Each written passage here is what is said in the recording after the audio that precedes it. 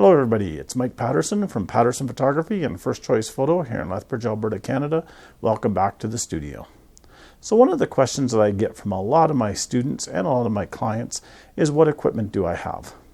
So before I start that, I need to say I'm not an equipment junkie. I don't upgrade just for the sake of upgrading. So some of my equipment is a little bit older, but it does what I want it to do. So let's start with the first bag that I generally grab when I go someplace. In this bag, I have a 5D Mark IV. On the 5D Mark IV is an extended grip. It holds 2 batteries.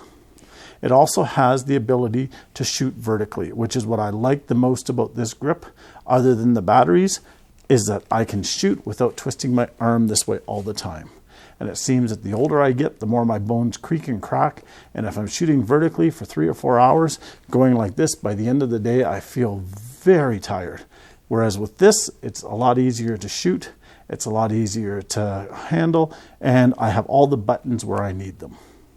The lens that I keep on this one 90% of the time is a Canon 24-70 L series lens. It's an f4 lens. I really don't see the need for the f2.8 for what I do, so that stays on it 99% of the time. This lens comes to do business portraits. It comes to do other commercial shots, family pictures, grad pictures.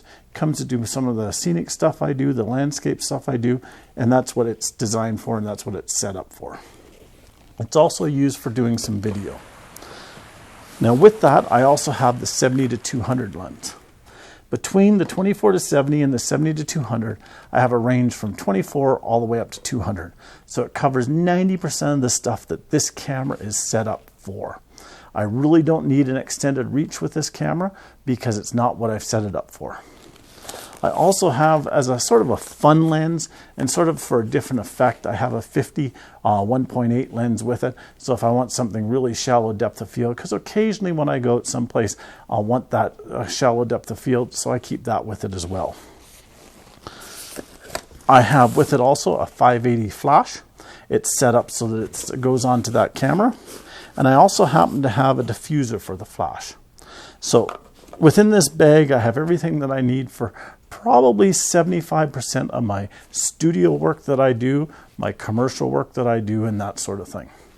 Now, if I am going out to do business portraits, if I am going out to do stuff where I need a shallower depth of field, I do have a lens that I keep available for this camera, and that is a 100 f2 lens. That actually spends most of its time at the studio, because I have a couple purposes for it at the studio, but I do have it so if I am going out and I want a really shallow depth of field with this camera, I can put it in the case with it and it can travel with it.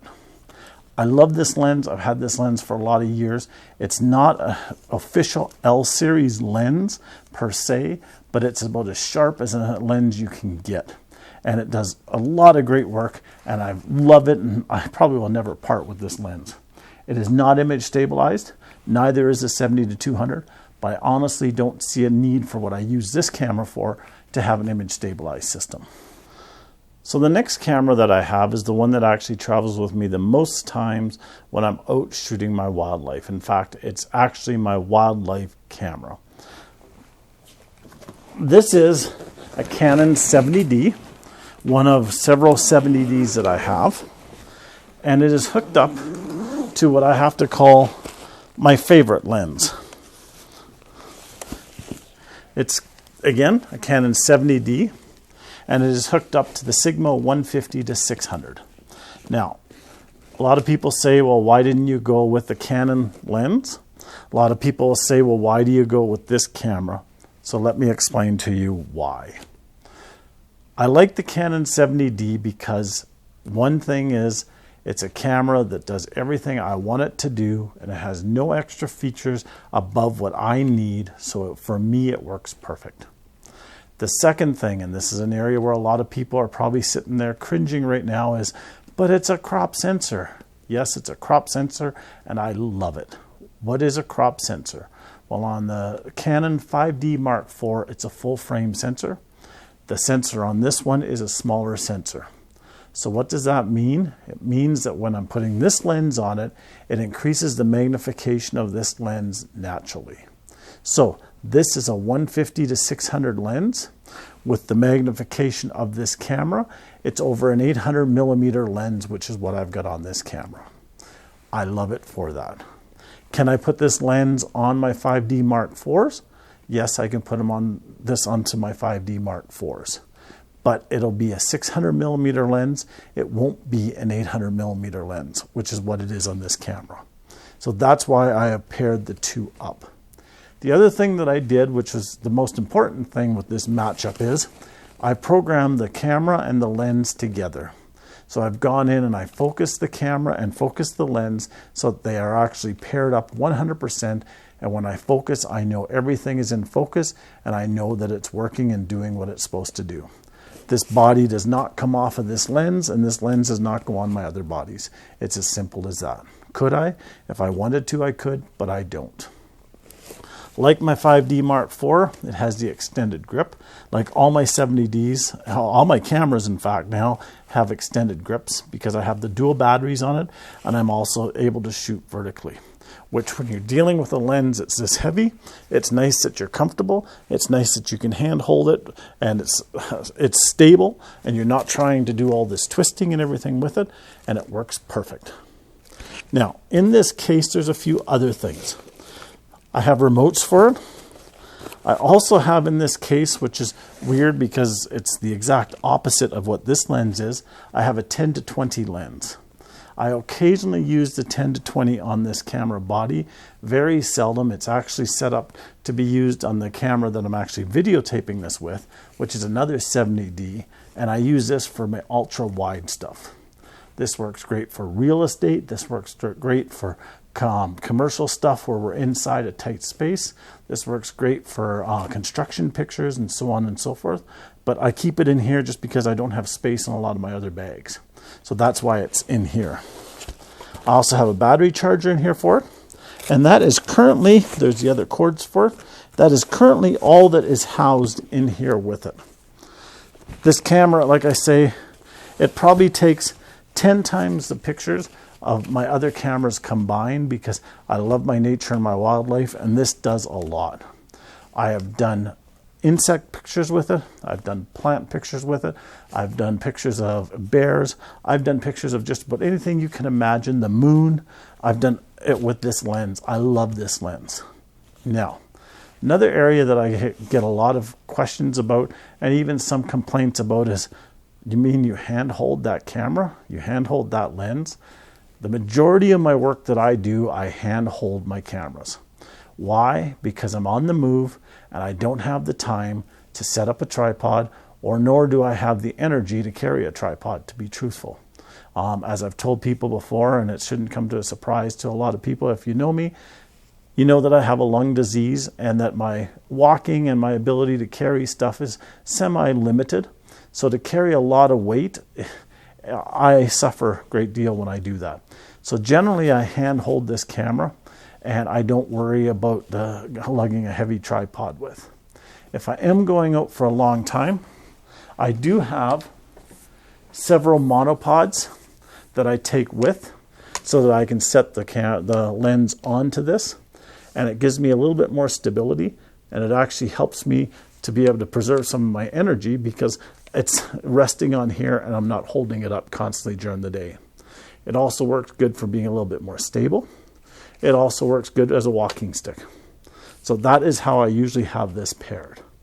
If I'm shooting close to the vehicle, or I'm shooting longer exposures, or if I'm shooting video with this camera and this lens combination, I do have tripods for that.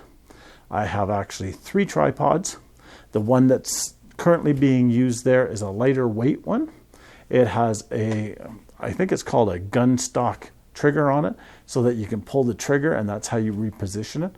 It's good for the lighter cameras. It's good for video like what I'm doing now, but it's not good for panning, and it's not good for a lot of long exposures with the heavy lens.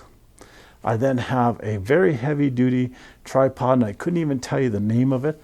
I've had it approximately, I would say 30 years right now.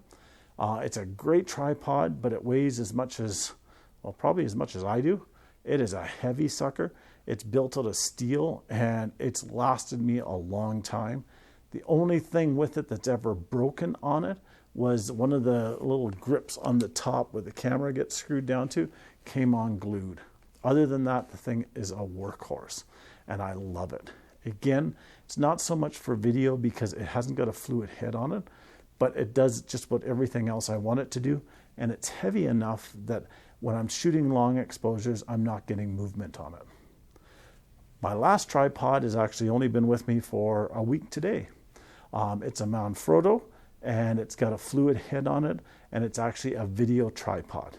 It's a heavy sucker, and it does exactly what I wanted it to do. It holds the camera, and if I'm doing any videoing, it allows me to be able to pan and to do different things with the head because it's a fluid head on it. I also like it for my bigger lens because it allows me to follow some animals and stuff with the bigger lens, and it's a lot smoother than some of the smaller tripods. But 99% of the time when I'm out shooting with this lens, I'm out shooting with it and I'm hand holding it. So that is one of the 70Ds. I also have a 70D that I'm recording this with right there.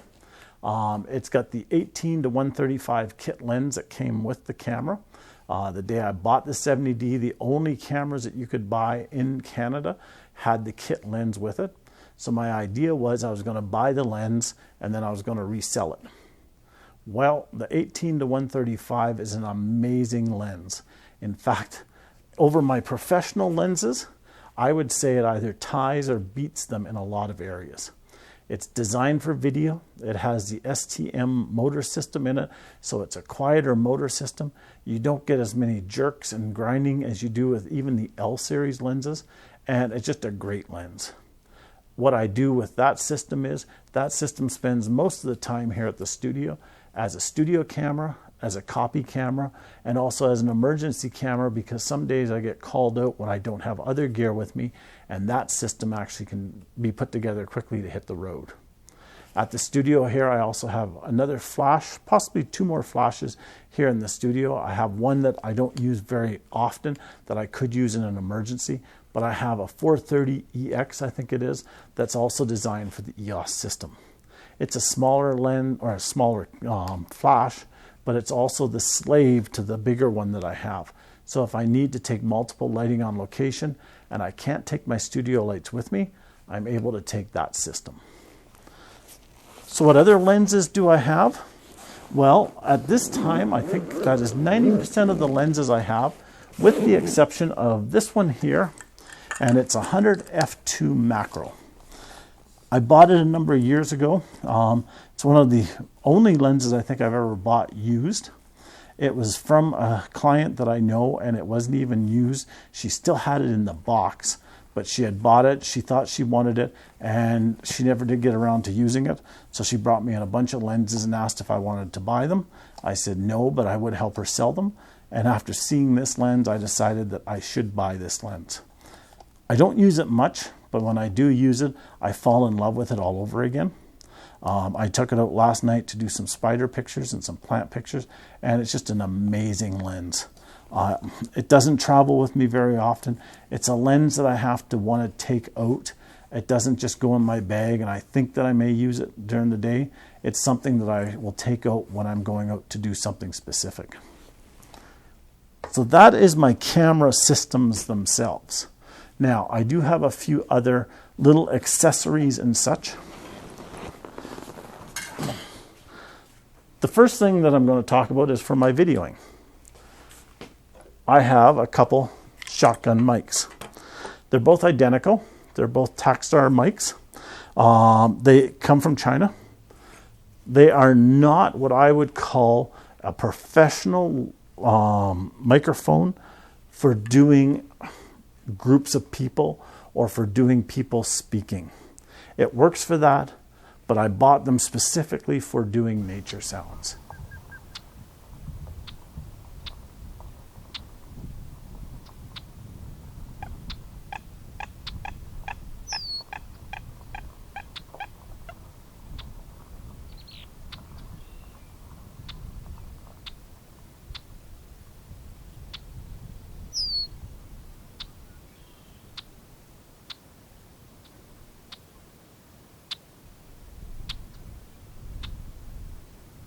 And for that, they work amazing. This one here has what's called a dead cat on it. That's a covering that goes over the lens to prevent wind noises from affecting the lens.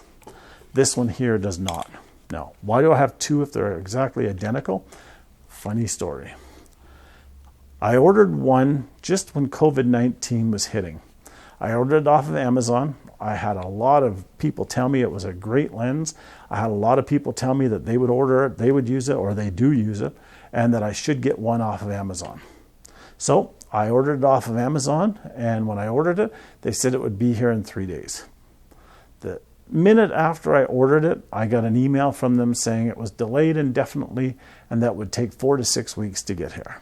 So I ordered it in March, and the delivery date was supposed to be by May the 24th originally. So I said, okay, fine, I'll wait till May 24th. Come May 24th, and there was nothing. It still said in transit. Come to May, I think it was the 29th, it was on a Friday, it said it would be delivered by 8 p.m. At 8:05, I got an email from Amazon saying it was delayed indefinitely. So I went to claim on it, and they said I couldn't claim on it, but it would be delivered the next day before 3 p.m., which was a Saturday, and in southern Alberta, we do not have Saturday Amazon deliveries. So I waited until after 3 p.m., and after 3 p.m., I was allowed to claim on it. So I put a claim in for it, and the manufacturer got in touch with me within 24 hours and says, we apologize that it was stuck in customs. You will not be getting it. So we'll either send you another one from the Edmonton warehouse of Amazon, or I'll give you the credit for it. So I says, well, give me a credit for it, and I will order it from Amazon myself because I can probably get it quicker than having him go through all the rigmarole. So he gave me a credit for it, and I went on the next day, which is a Sunday, and I ordered another lens. As soon as I ordered it, it said it was guaranteed 3-day delivery, that I would have it by Wednesday. A minute after I placed the order, same with the previous order I did for the lens, I got a note saying that it was delayed between 5 and 7 days. So I couldn't do anything about it, so I said, okay, fine. It didn't get shipped to me until Wednesday, and I had it at home by Thursday that week. So it actually wasn't delayed as long as I thought. So that was actually this lens here that I ordered for the second time. I took this lens, I did a bunch of videoing with it, and then approximately a week ago, just over a week ago, I went to Waterton, and I went to do some videoing, and I forgot my lens at home. And I jokingly said, God, I should get another lens, or I'm sorry, another microphone. And I was just sort of laughing, and I was down there, I was setting up my camera, and I didn't think anything of it after that. Went, had a great day, did a bunch of videoing, explored Waterton. It was a great time. Came back home, got home about 6 o'clock. When I walked into my office at home, there was a parcel sitting on my desk. That was the original microphone. So I emailed the supplier, and I says, your microphone showed up. The box was pretty beaten up. It looked like it was dragged here, not shipped here. And I says, what do you want me to do? Well, within about 5 hours, I got an email back from him saying, I've already credited your credit card. Everything's taken care of on my end. Consider it a gift. Have a great life. And that was the end of it. So now I have two mics. So one goes in one of the turtles, and the other one goes in the other turtle. So now I have one in each vehicle, should I need it. Now, why did I buy this to begin with? First, I wasn't planning on doing a lot of the talking that you've seen on some of my videos. The reason I got into the talking part of it was because I started to do a lot of my classes online. When I started to do that, I wanted a microphone that I could use for that. So I thought I could use this. When I ordered it, one of the qualifications that a number of people said was, it's a great microphone for nature sounds, it's a great microphone for different sounds outside, but it's not the greatest for people's voices. So that's fine. I wanted to try it anyways. I was going to use it for my nature voices or my nature sounds, and I wasn't so much going to use it for voices, so I thought I would get it. Does it work for me talking? It does. In the studio, I find it very echoey because of the low ceilings. And outside, I find, because we live in southern Alberta, that even with the windshield on it, even with all the stuff it has to cancel the wind out, when it does all that, my voice is too soft for people to hear. So I either have to have the lens and the microphone really close to me, which is not what I wanted to do, or I had to think of something else. Well, approximately a week ago, I was doing some online research, and I found that one of my suppliers had what's called a BOA wireless mic system. I looked at it, I considered it, I did a bunch of research on it, and for the price, I thought I would give it a try. Well, I've got the microphone on right now, I have the transmitter on, and on my camera is the receiver, and I love it. Not only does it work really good for what I'm doing currently, but it works great for my online teaching. And for that, I love it. Many of my courses that I do, I will actually do the talking, but I show slides so people don't actually see my face, which many people say is a good thing. So for this, it works great. When I am teaching, I can teach standing up like this, and I can show different stuff, and I'm not worried about having a microphone anywhere around me because it's actually on me, and I can walk backwards, I can walk forwards, I can move around, and I don't have to worry about the sound. So that was what I bought for the sound side of things. As I mentioned just a little bit ago, I also bought a heavy video tripod. The funny thing about that is I put up one of my older cameras for sale, a Canon 40D, which has been sitting on a shelf for the last probably 5 years, and I think my son's used it maybe once or twice, but it wasn't getting used, so I decided to put it up for sale. When I sold it, a local gentleman had a video tripod for sale, so I ended up selling one camera, buying a video tripod, and the wireless microphone, and it didn't cost me anything. So that's what I'm using for my microphone setups. Now, one other system that I have, and I only have it by the grace of my youngest son, because it's actually his, is I have a GoPro setup. Now, I can't say I'm a huge fan of GoPro, although I understand why they're made and I understand what their purpose is. The issue I have with GoPro is, like a lot of manufacturers, they put things within their system that's, one, not needed, and two is, shall we say, a little intrusive. One of the features that GoPro will allow me to do is I can actually view and shoot from using my tablet. The issue that I have with that is I actually have to turn on my tablet's location and the location on the camera itself so that it can be tracked. And it goes through the GoPro website to do this. Even when it's shut off, there's been reports that the data is being transmitted to GoPro when you're traveling with your tablet or with your phone. So I'm really not impressed with that, but I do like the camera. So what do I have in here? Well, this is a little bit of everything. I have a pile of different mounts. I have window suction mounts. I have a couple of those. I have a floating handle mount in case you should drop it in the water. I have mini tripods that you can use for various different things. And I have other handle mounts here as well that you can use for the GoPro. I have a whole pile of different clips and such that'll go on handlebars, on paddles. This will actually hold a cell phone. This will come off and you can put on the GoPro mount for it. I have a clip that clips onto things, and it works really well in the kayaks, so you can clip it onto different things. It works really well on clothing or different stuff like that. I have the GoPro itself and different housings for it. This one here is a semi-waterproof housing. This is the 100% waterproof housing. So I think this can go down to 20 or 30 meters when this is on. When this is on, it can go down, I think it's to a meter. Don't quote me on that though. I also have tons of different mounts that you can use. These are the 3M adhesive mounts that you can put on helmets, on vehicles, on boats, and whatever you want to put them on. And then you can attach the different mounts to them. And I have a whole bunch of other accessories for it. Now, do I like the GoPro for what it is? Like I said before, I love the GoPro for what it is. Am I a fan of GoPro? I would have to say, honestly, no.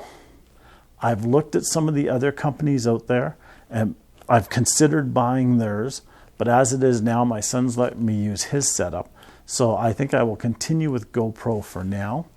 A lot of the mounts and everything that I have currently, I picked up really cheap. It was actually, I think I got 200 mounts for under $15. So it was not a huge expenditure to do that. I like some of the footage I get from it. I'm not a fan of the sound from it, but that could also be the way that it's set up currently. But I'm happy with what it does. It does things that my cameras I wouldn't trust to do, such as being on the front of the kayak, or being on the front of my bicycle, or being attached to the roof of one of the turtles. That is what it's for, and that's what I like it for. Beyond that, I'm still debating whether or how much I actually like it.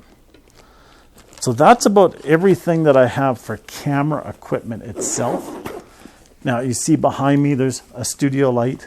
There's another studio light on the other side of the room here. There's a couple studio lights in here. My studio lighting, as digital's gotten better, I've been able to reduce the amount I rely on studio lights to go on location. I don't need to take them a lot of times when I'm going to an office and photographing, let's say, the president or CEO sitting at his desk. I can do a lot of that now with the digital cameras with available light, or even with a flash and a slave unit with the flash. So that's a good thing. Other than that, I'm not really into a lot of the other equipment that's out there. The one nice thing about the 5D Mark IV, and one of the reasons that I bought it, is it has built into it a lot of the timing systems that will allow you to do time exposures, will allow you to do long exposures and such, which before that you actually had to buy separately. So I'm quite happy with that, and it's actually stopped me from having to carry a lot of my intervalometers that would set up the time exposures on the older cameras. So I'm really happy with that. Now you may ask, why don't I upgrade on a regular basis? Why am I still using 70Ds? Why am I not upgrading my different lenses to the newest and the best? One of the biggest things that I've found with people when they upgrade is they actually get a better camera, but they get worse pictures. And why is that? Well, it's simple. When you know your camera and you're comfortable with using your camera, it's easy to get good pictures. Whether it's a 18 megapixel camera or a 16 or a 12 megapixel camera, you know that camera, it's still going to give you good pictures. It may not be the most cutting edge, it may not be the 24 megapixels that are out there, but you'll get better pictures because they're clear, you've taken them at the right time, you haven't been fiddling with the buttons, and you're comfortable with carrying the camera. When you upgrade, you actually take a step backwards for how comfortable you are with your camera. And most people find that as they upgrade, especially on a regular basis, that their camera skills actually go downhill. So I don't upgrade until I absolutely have to. And then when I upgrade, I'll upgrade a whole series of my cameras at once. The next upgrade that is going to take place is I'm going to be trading off my 70Ds for the new 90Ds. Why? One thing is it's got better, higher ISO. It's also got better autofocusing, and it's got slightly better megapixels. Although when you see the pictures behind me, you'll know that going up in megapixels is kind of a misleading thing. A lot of camera manufacturers will push you to it. But honestly, once you get a camera that's 12 megapixels or higher, you really don't need to keep upgrading in order to get better quality pictures. There's only so much that a higher megapixel camera will allow you to do. The biggest thing that I would like is I would like to get the higher ISOs that are less grainy. And why? Because when I go out to do a lot of my nature photography, especially my animals, I'm shooting early in the morning or I'm shooting late at night. And when I do that, I like to shoot at a higher ISO, and if it's less grainy, it'll work better for me. So that's a little bit about the equipment I have. That's a little bit about the gear that I use. and the reasons that I use it. And I hope this helps you, and I hope that you get out there and take some pictures and share them with me on different media that I'm on, and I'd love to see them. Till next time, have a great day, stay safe, and go out and take some pictures.